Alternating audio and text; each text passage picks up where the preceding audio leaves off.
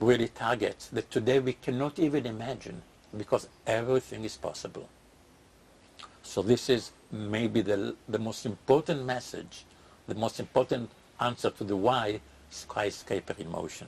Everything is possible. Getting back to the rotation of the floor, do you think that the residents will be feeling dizzy, will have some discomfort? Not really. It's a good question about, do people feel uncomfortable in a building in motion? I had this question in the beginning. I had some doubts also about noise, vibration, and I was supported by some of the biggest engineering groups in the industrial groups in the world,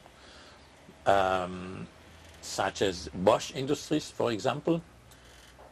And they explained me that it's not the speed that make people have motion sickness. We are now moving with a world 10 times as much as a Boeing speed. We don't feel anything because the speed is constant. Motion sickness is only when there is acceleration or deceleration, when we go faster or slower. This is when we feel the motion. But if in the rotating building we control the speed, and in fact our friend from Bosch, Rexroth, call it drive and control system. So we know how to control the motion.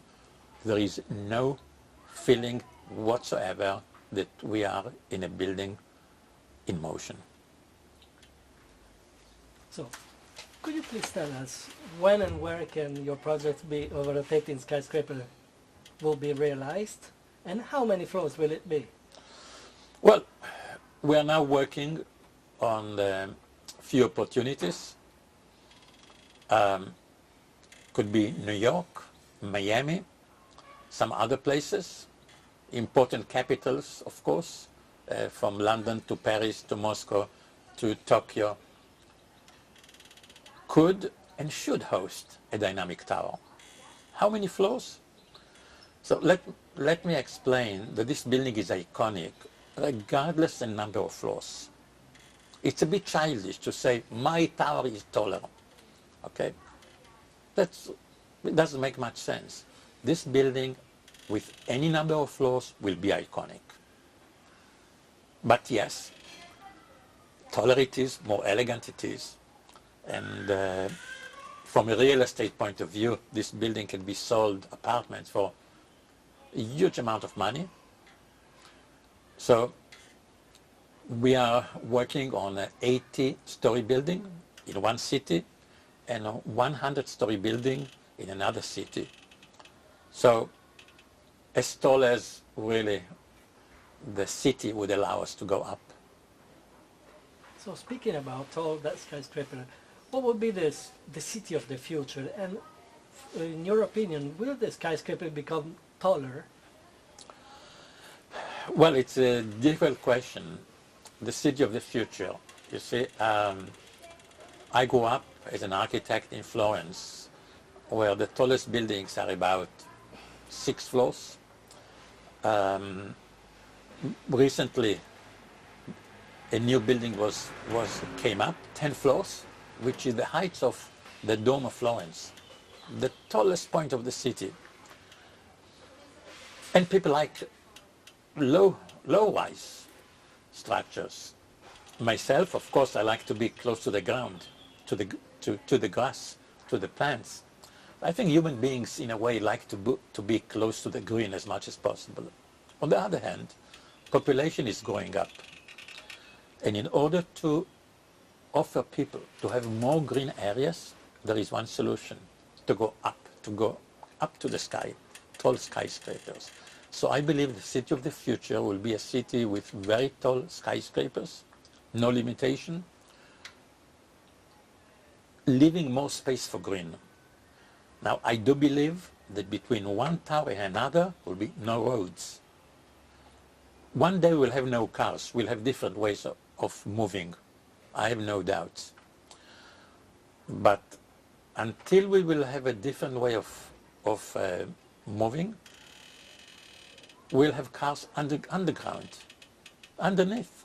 So from one tower to another, you will find out just green field that you can walk, you can meet your neighbor, you can have a chat, you can play. So this is the future, the city of the future, skyscrapers and green area between them. So what do you think, what will prevail in architecture of the future? Will be technology or aesthetic? No, I think aesthetic is a last thing. See, I went to study architecture in Florence, Italy, being an artist. I was born in Tel Aviv, and my dream was to study architecture in the city of art, city of Renaissance, of Michelangelo and of Botticelli. When I came to Florence, I discovered also, in a way, Leonardo. Leonardo da Vinci was an artist, he was a scientist, he was everything, really. And after Leonardo, I got another lesson from the architect of the Renaissance, Filippo Brunelleschi. Brunelleschi, 6 centuries ago, designed the Dome of Florence. The task that he got from the Medici family was not to build a nice building, as architects are trying to do today, to build the biggest dome. Also because the church, the cathedral, was already built, to build the biggest dome ever built in history.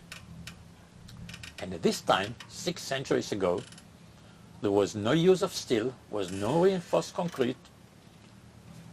So his challenge was how to build with the small bricks, like the ones used by the Romans more than 2,000 years ago, how to build the biggest dome around the world. And he managed. And the dome is beautiful. If you look at the dome, it's gorgeous. It is beauty result of engineering. In fact, Filippo Brunelleschi, which is the second stage in a way for me to Leonardo, only in architecture, not 360 degrees, but in architecture, he was a genius. So, was he an architect? According to today's standards, no, he was not an architect. Today, architect design. All my colleagues design beautiful drawings and try to do nice buildings. He was not an architect. For today's standards, Filippo Brunelleschi was an engineer. But not even an engineer.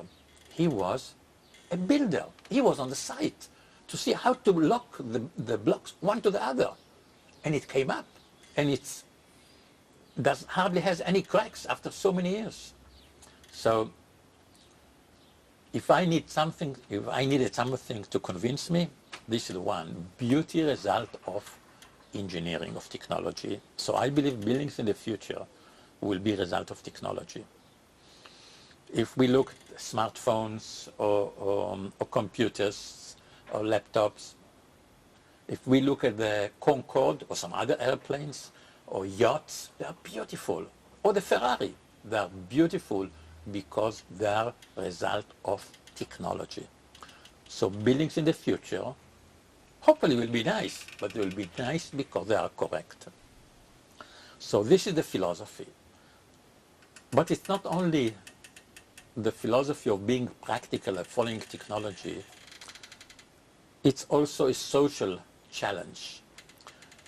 Architects' mission, and I think architects should have a mission, is to build buildings to people, better homes, or homes to people that don't have homes. This is the main mission of an architect, not to do nice things. Otherwise, you make sculpture, 10 meters by 20 meters, you put it in a square, in Piazza della Signoria, or in Piazza San Pietro, or another place. You say, wow, beautiful. This is a piece of sculpture. Building is not a sculpture. So first of all, an architect should think about human beings, about the happiness of human beings. To have a home, to have a better home. Better home doesn't mean only to have bigger, but with the right, maybe even shapes, but with the right functionality, with the right engineering, so you get cooling or heating in the winter in the proper way. This is what architects would think. So it's not beauty. It's design of buildings, result of technology. There's one architect that suggested that the architecture is now losing its individuality. Do you think that modern materials now equalize all the projects? Do you agree with such a thing, with this? Well, yes, if modern material or current materials equalize the standards and the final product, I'm not sure it's so bad. The important thing is, as I said already, that people will be happy, that people will have a home, that people will be able to afford, what they do and afford homes. So even if it's the same material,